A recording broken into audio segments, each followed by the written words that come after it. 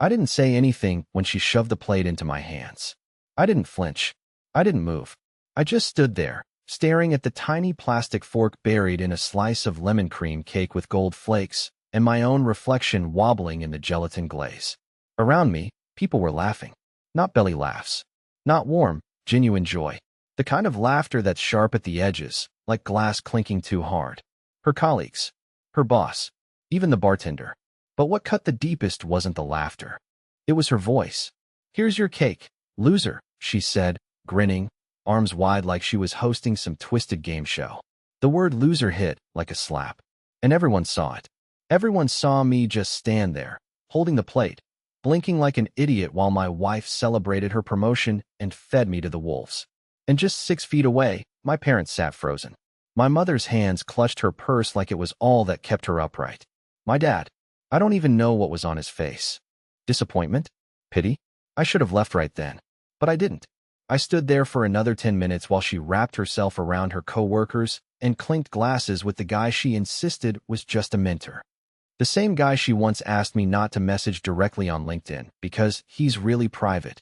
I watched her toss her head back and laugh at a joke he whispered, then lean in close, her hand casually grazing his shoulder.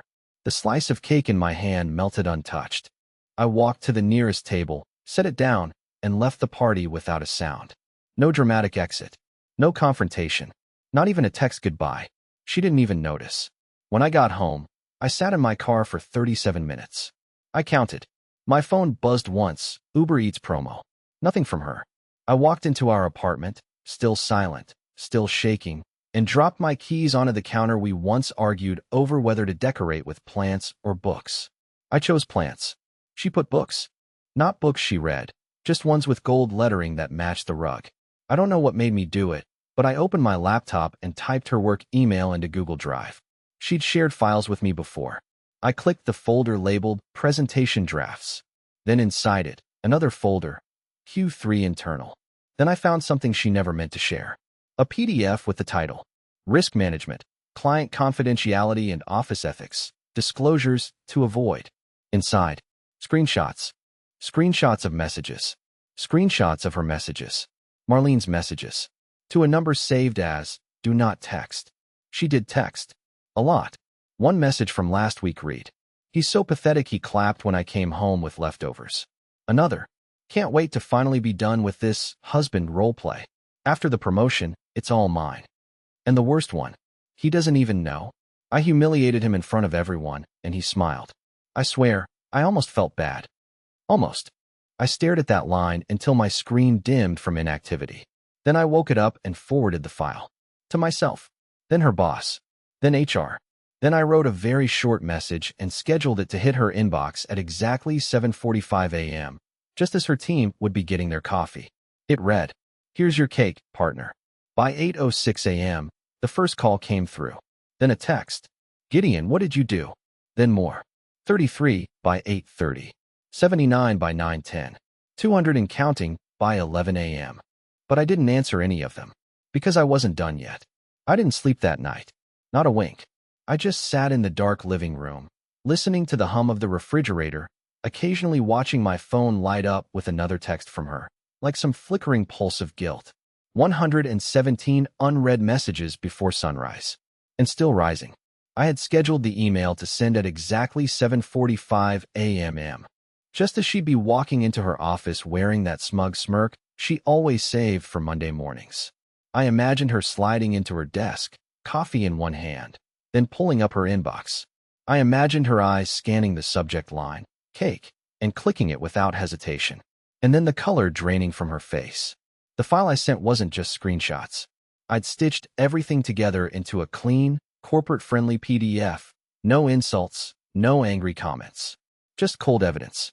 Her messages to that man, the ones she swore were harmless jokes, the ones where she called me a charity case, where she said she kept me around for appearances. I even included the clip from her party, the moment she called me a loser, with her coworkers snickering in the background. My dad had recorded it on his phone. He had no idea he'd captured the beginning of her career's collapse. By 8:10 a.m., she'd called me 4 times in a row.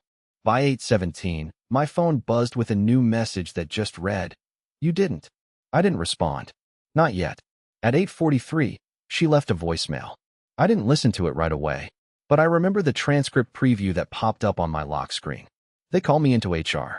Please, please don't do this. We need to talk. Gideon, I'm serious. Oh, now it was we again. I let her sit in the silence she left me in that night at the party. At 9:02, my phone rang again. This time it wasn't her number. It was her mom's. That one I picked up. Her mom, Dorothy, was frantic. She said Marlene was crying in the bathroom at her office, that people were whispering, that the managing partner was reviewing some material that came from an anonymous source. She said Marlene hadn't stopped shaking since she got to work. I told her I didn't send anything anonymously. I put my name on it. Dorothy went quiet for a long time. Then she said something I didn't expect. I told her not to marry you if she couldn't respect you. Then she hung up. At 9:38, I got another message from Marlene.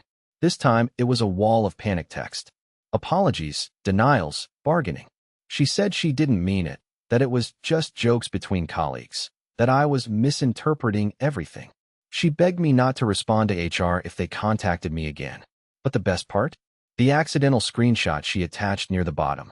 She must have meant to send something else, but instead she sent a blurry photo of her office door with a manila envelope taped to it. Written across it in sharp black ink. Administrative leave, effective immediately. I stared at it for a full minute. I don't even know what I felt. Not joy, not revenge, just relief. Like I could finally breathe in a house where the windows had been sealed shut for years. By 11:11 a.m., the number hit 200 texts. And then she showed up at my door. No knocking, just pacing. I watched her through the peephole. Mascara streaked. Phone glued to her hand. Hair wild, not in its usual tactical power bond, but yanked back in panic. She rang the bell once. Then again. Then harder. Gideon, please. I need to talk to you. I didn't answer. She started crying. Like really crying. Loud, ugly sobs. The kind of crying I'd never seen from her, not even when her father passed.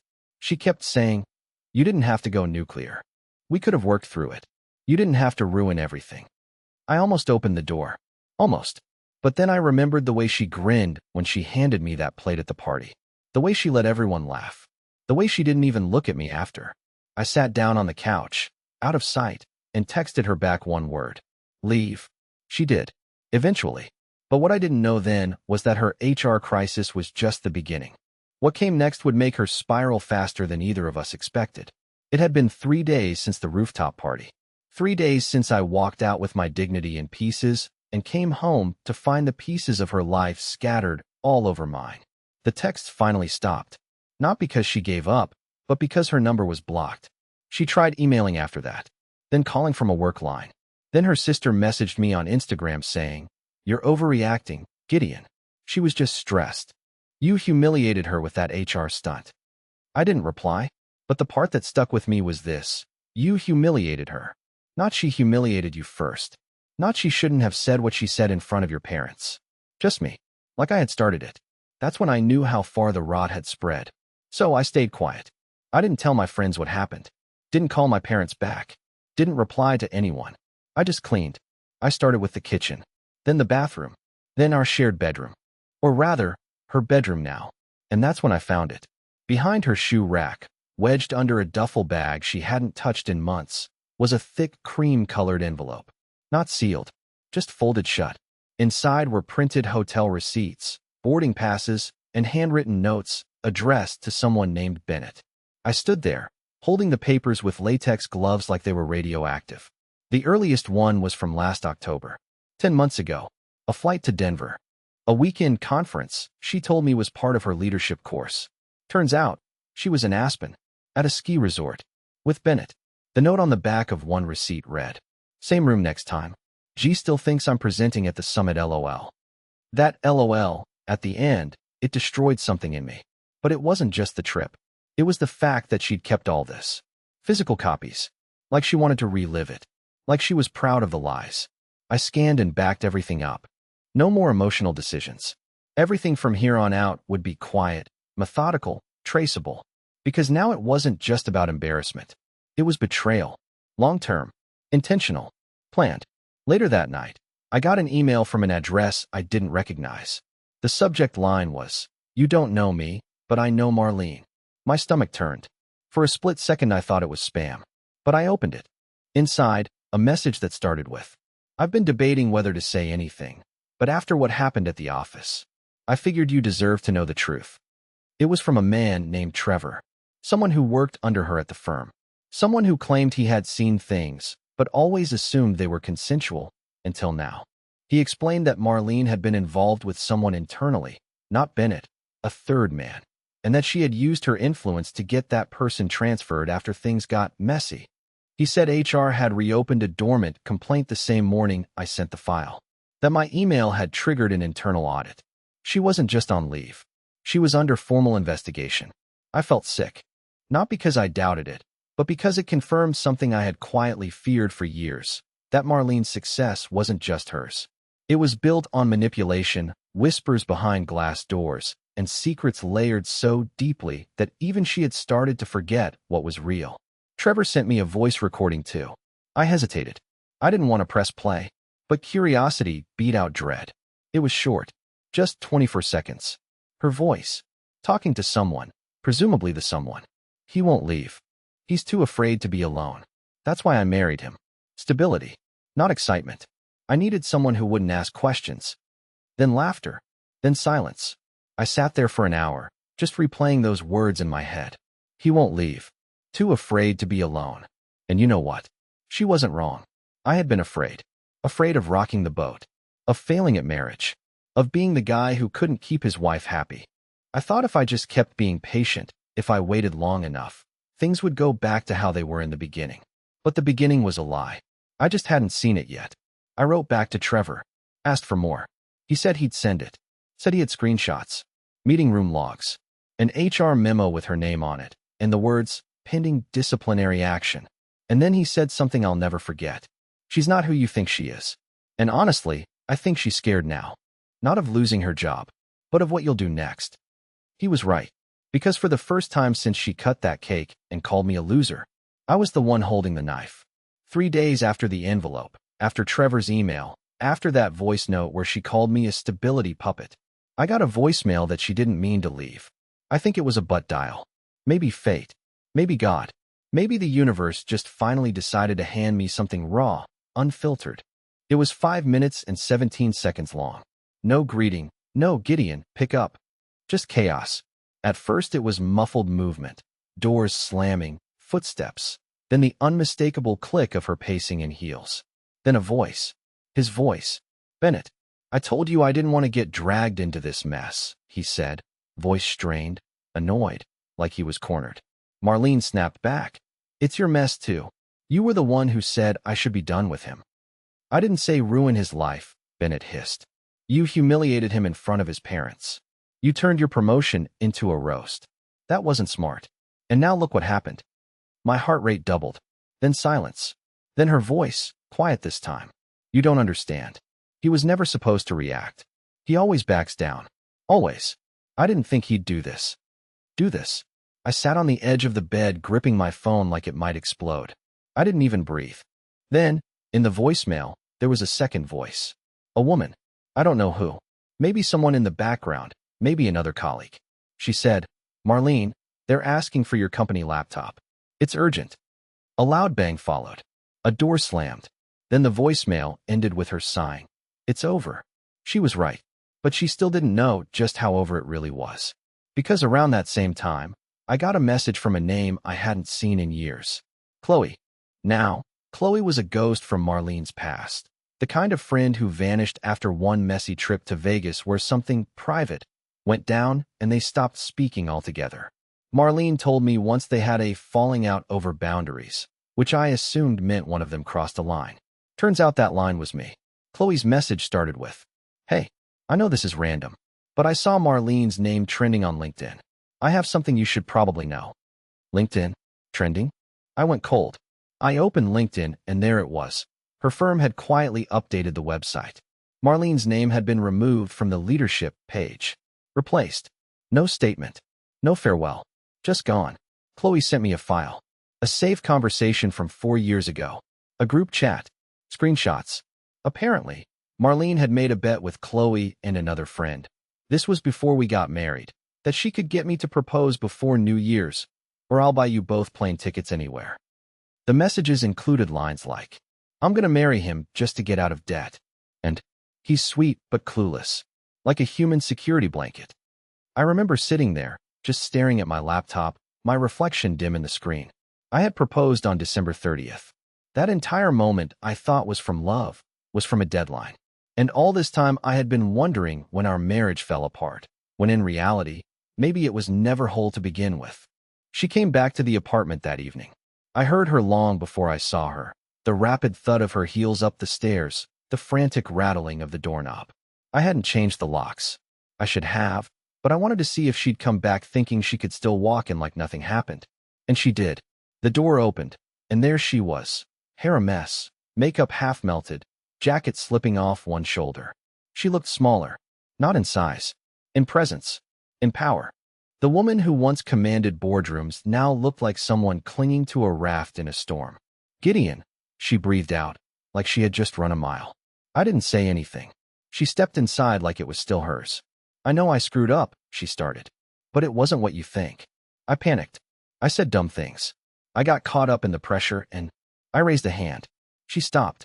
Then I asked the only question I really wanted answered. "Was any of it real?" She blinked. That hesitation, that pause, it told me everything I needed. "You know I cared about you," she whispered. But I didn't ask if she cared. I asked if it was real. I pointed at the couch. "Leave the keys." Her face broke. "Please, Gideon, don't do this. Don't let LinkedIn and a few jokes." Chloe messaged me. I interrupted. Her lips parted, froze mid-sentence. Her whole body deflated like someone took the air out of her lungs. "You made a bet." "I was young," she said instantly. "It was a joke. I didn't even think."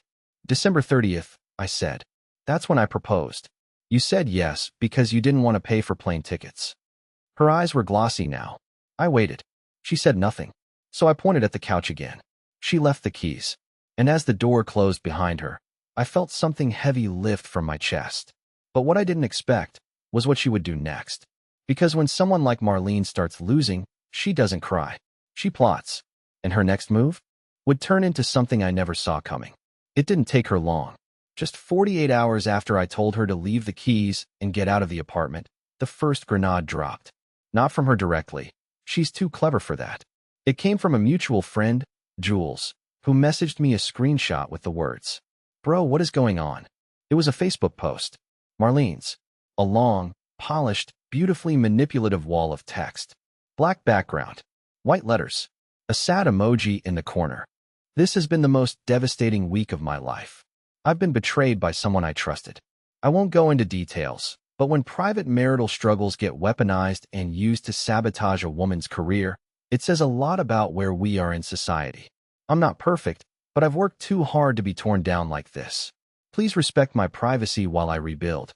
I read it twice. Then a third time. She didn't name me, but she didn't have to. Everyone knew we were married. Everyone knew we had issues. And now she had reframed herself, not as the one who lied, cheated, mocked me in front of my parents, but as some kind of martyr for career women everywhere. The post had 187 reactions within the hour. Sympathy comments. Women calling her brave. A few men saying, "You got this." Someone even wrote, "Never let a bitter man ruin your light." Bitter man. That's what I was now. I didn't comment. I didn't argue. I just closed the app and stared at the wall for a long, long time. But it didn't stop there. She reached out to my boss. I work remote, small compliance firm, quiet team. No office politics, no drama. But that Monday, my manager called and said he'd received an anonymous tip that I'd been emotionally unstable and possibly engaging in harassment against a woman online. There was no proof, no complaint, just a whisper. I knew it was her. The timing was too perfect. The wording was her style, formal, vague, weaponized doubt. It didn't get me fired, but it shook things. I had to explain myself. I had to prove I hadn't posted anything. I even sent screenshots of my social activity just to get ahead of it. And the worst part? I started questioning myself. Was I going too far? Had I crossed the line? Was quietly sending evidence to her boss and HR really sabotage or just survival? That night, I opened the voice memo app on my phone and played her old recording again. The one where she said I was just a stability puppet and easy to manipulate. I listened to her laugh at me, her words like acid under my skin. And then I remembered the moment that really broke me. It wasn't when she called me a loser. It wasn't when she sent 200 messages. It wasn't even the bet she made about getting me to propose. It was when she stood in our hallway, a week before all this, casually sipping her wine, and said, "You'll never leave me, Gideon. You don't have it in you." She was right, back then, but not anymore. She tried to spin her narrative. She tried to frame me as the bitter ex-husband who lashed out because his wife was getting ahead. She posted vague quotes, empowerment slogans, even a photo of herself meditating by the window with the caption, "Healing is messy, but I choose grace." Grace? She cheated, lied, degraded me in front of my family, used me, weaponized my silence. Now she wanted grace? But I didn't respond. Not publicly, not in comments, not with some messy post. I responded strategically, through a single, timed email to her firm's partner board. The subject line was, "Timeline of events, Marlene G. / ethics concern." I laid it all out. Dates, memos, voice clips, text logs, screenshots from Chloe, the hotel receipts, the bets, the photos she left behind. Everything was neatly labeled, indexed, quietly damning. No commentary, no anger, just facts. I didn't send it from my account. I used a secure alias. No trace. No way to pin it back to me, not directly. And this time, I CC'd HR, legal, and the internal audit team. Then I waited. Not long. The next day, her name appeared in a trending Reddit thread. Not a huge one, but enough. Someone had leaked that her firm was under internal review for ethics violations and retaliation claims. Marlene's name was mentioned once in the comments. It wasn't a bomb. It was a crack in the dam. And then it happened. She lost her consultant license. Temporarily suspended, pending investigation. She'd fought to become one of the most powerful women in the company, and now she couldn't legally sign off on contracts, mentor junior staff, or represent the firm publicly. The silence from her was deafening. No more Facebook quotes. No more cryptic stories. Just nothing. Until the next morning, when I opened my door and found a large box with my name written in Sharpie. Inside was every personal item I'd left behind at her parents' house. Socks, mugs, old photos, and a final envelope. A letter, handwritten, for pages, apologizing, explaining, blaming pressure, stress, childhood wounds, fear of vulnerability, everything but ownership. But one line stood out. "You were always good, and I don't know why I couldn't love you the way you deserved." I folded the letter, set it on fire in the sink, and turned on the fan. Because her love was never what I needed. What I needed was peace. And for the first time in 10 years, I was starting to feel it. But I knew Marlene. And Marlene wasn't done. It had been over a week since I'd last heard from her directly. The silence felt strange. Not peaceful. Not chaotic. Just empty. Like the eye of a storm pretending to be the end. I'd gotten used to waking up to blocked call attempts and cryptic quote posts from her social media. I kept expecting another fake HR complaint, or some mutual friend guilt-tripping me to take the high road. But instead, nothing. Which is why the envelope on my windshield caught me completely off guard. I almost missed it. I was walking to my car half asleep, holding a coffee I didn't really want, brain on autopilot. At first, I thought it was a ticket. But the handwriting on the outside stopped me. Just 2 words. "Please read." I looked around. No one in sight. The street was still, the morning too quiet. I got in, locked the doors, and opened it. There were no threats. No apologies. No self-pity. Just a single-page letter, written in rushed blue ink. And it didn't start with, "Dear Gideon." It started with, "It's about someone else." My hands clenched the paper as I kept reading. She was writing about her sister's kid. A boy named Mason. 11 years old. I'd met him once, at a barbecue a few years ago. Shy, barely spoke, spent most of the afternoon building Lego spaceships on the porch while adults argued about politics inside. Now, apparently, his mom was going through a rough divorce. And Mason, for whatever reason, had latched onto me. Not his aunt. Not his dad. Me. Marlene wrote. "He keeps asking where you are. You helped him with that project once, remember? You showed him how to build the Mars rover model. He still has it. He says it was the first time an adult actually sat and listened to him." I didn't know what to do with that. I was still holding on to so much bitterness, So much tangled, unprocessed grief. But here was this unexpected thread being handed to me. A kid I barely remembered, who remembered me. And now he wanted to talk. Not to her. To me. I didn't respond right away. Instead, I took a drive. No destination. Just asphalt and noise and background music that couldn't keep up with my thoughts. I tried to remind myself of the facts. Marlene had lied. She had cheated. She had humiliated me in public, slandered me privately, tried to weaponize sympathy and cancel culture to destroy my name. And now she wanted me to visit her nephew? But then I thought about Mason. The quiet kid.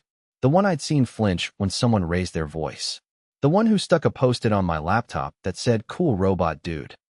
He had nothing to do with this war. I ended up at a park. Sat on a bench. Watched strangers walk their dogs, toss frisbees, exist without all this static in their heads. I envied them. The couples with iced coffees. The kids running in the grass like the world was still new. I hadn't felt anything new in a long time. I checked my phone. One new email. From Marlene. Subject line. You don't have to respond. Just consider it. Attached was a photo. Mason, holding the Mars rover model we'd built together. He was smiling, but something in the smile looked practiced, polite, like he was trying hard to be okay. Under the photo, one sentence.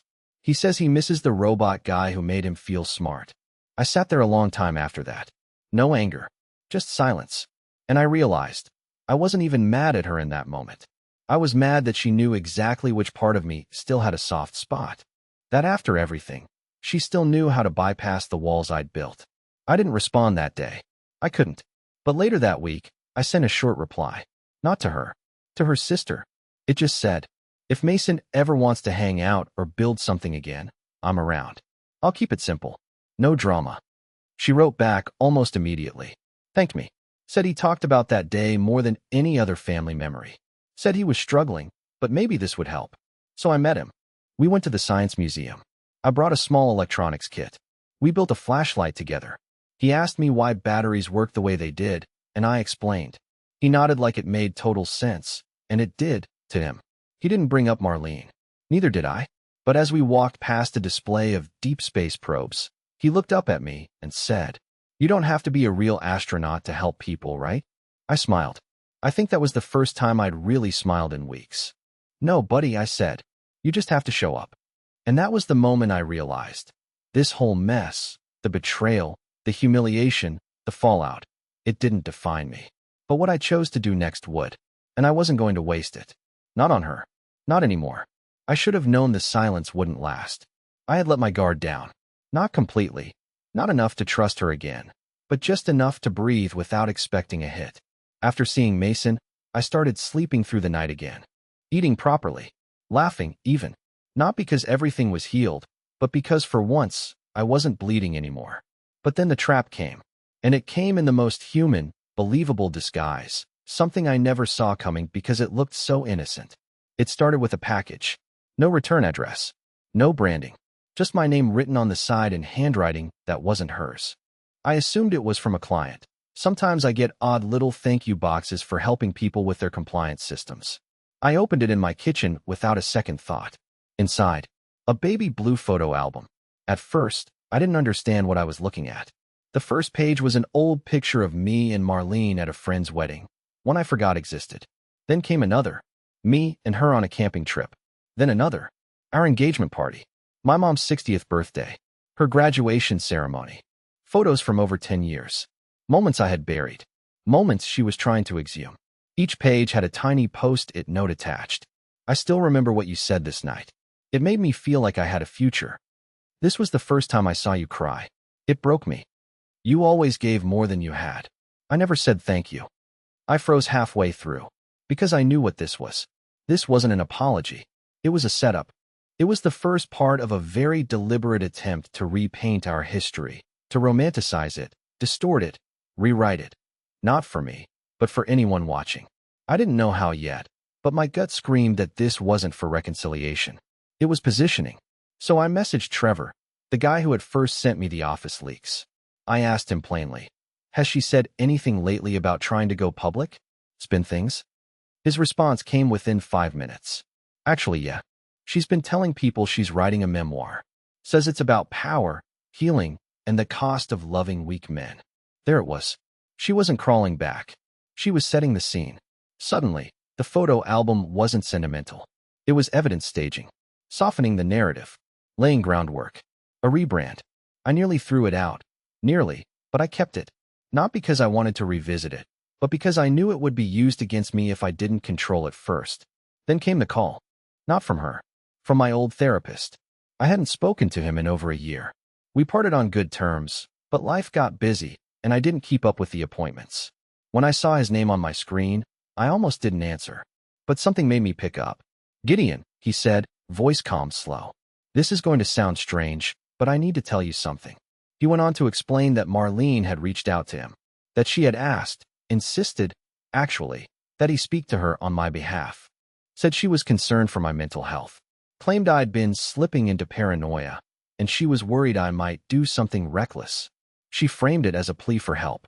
But what she was really doing, building a paper trail, trying to create a history of concern, emotional instability, erratic behavior, things that could be used to cast doubt on me in court, online, or in whatever twisted version of the truth she was preparing to publish. She wasn't done trying to ruin me. She was just playing a longer game now. And the worst part? She had learned from her mistakes. She wasn't loud anymore. She was surgical, quiet, precise. No messy Facebook posts. No panic text floods. Just slow, careful, strategic image control. I thanked my old therapist. Told him not to worry. Told him I wasn't spiraling. I was just finally seeing things for what they were. I hung up. Then I did something I had been avoiding for weeks. I called my lawyer. We'd spoken a few times after the party, just casually. But now it was time to formalize things. Not out of spite, not to hurt her, but to protect myself from the woman who once said I'd never leave, and who now was trying to make sure if I did, I'd be dragging chains behind me. We drafted a cease and desist. We sent it to her inbox and her publishers.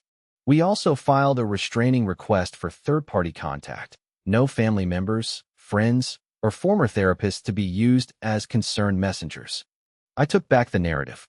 And when she finally replied, a one-line email that read, "You've become everything you once hated," I finally allowed myself to laugh.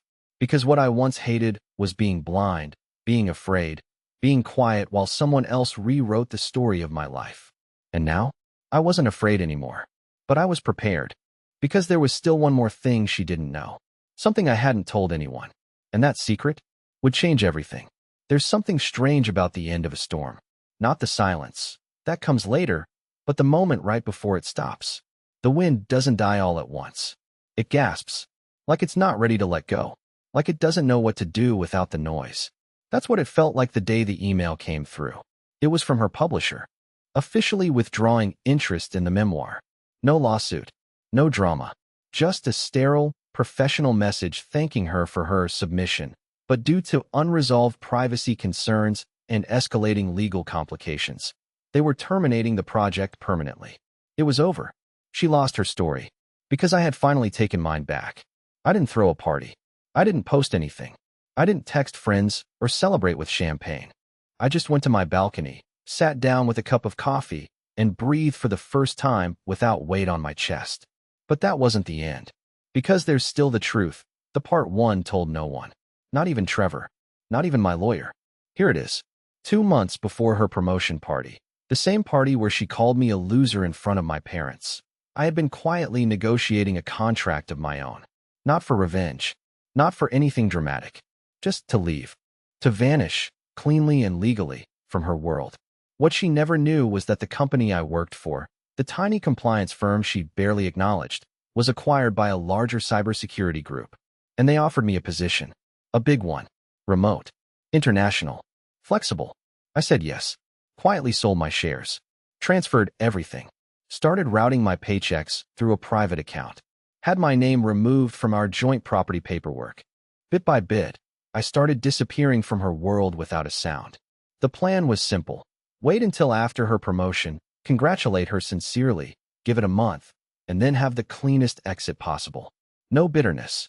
No mess. Just peace. But then she called me a loser. In front of my parents. And that was when I pivoted. That moment didn't break me. It clarified me. It made me realize she didn't deserve peace. She didn't want closure. She wanted control. And if I had walked away quietly, she would have rewritten everything. So I left, just not the way she thought I would. I made sure the people she depended on saw the truth. I made sure the lies she built her image around collapsed in full view. And then I stepped away. Not ruined. Not broken. Free. 6 months later, I live in another city. Near the coast. My apartment is small, quiet, filled with natural light and silence that doesn't ache anymore. I still talk to Mason. Every couple of weeks, we video chat and build some ridiculous science experiment. Last week, we made a potato clock. He asked if I'd ever be his uncle again, and I told him, I never stopped. Sometimes, I still wake up with that old weight on my chest. That ghost of a version of me who stayed too long, who waited for kindness from someone who only knew how to extract it. But then I go for a walk, or I sit on the sand, or I open my laptop to a project I actually care about. And I remember something. She said I'd never leave. She said I wasn't strong enough. She said I was too afraid to be alone. But here I am, standing, alone, and happier than I ever was with her. Some people think revenge is fire and fury, explosions, headlines. But real revenge is becoming everything they said you couldn't be, while they watch from the ruins they built themselves.